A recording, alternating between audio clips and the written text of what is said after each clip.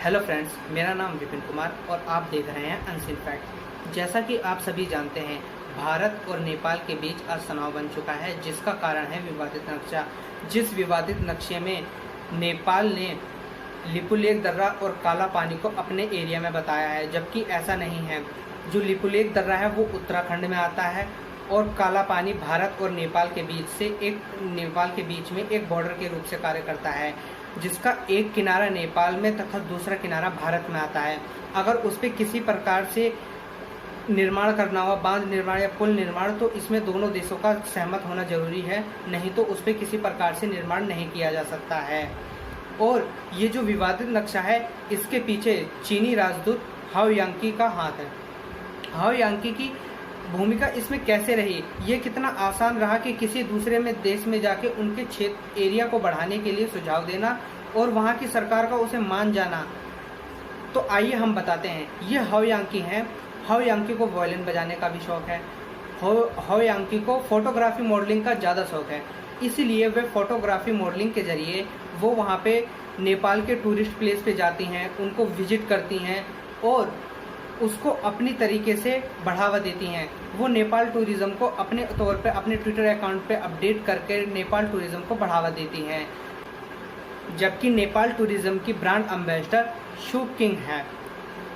और हाओ यांकी के लिए यह आसान भी रहता, क्योंकि वह निरंतर वहाँ के महोत्सव, वहाँ के राजनीतिक कार्यों में अपना सुझाव देना और अपना योगदान पूरा देती हैं।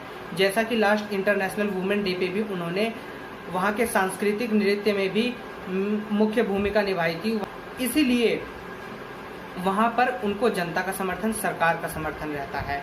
लेकिन इस विवादित नक्शे को लेकर वहाँ पर जनता का समर्थन उसे नहीं रहा, उन्हें केवल सरकार का समर्थन रहा, जिससे सरकार ने ही पास किया।